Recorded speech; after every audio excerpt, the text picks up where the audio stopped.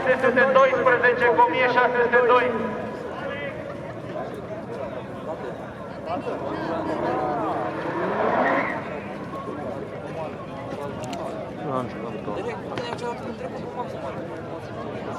E ok că se pregătit.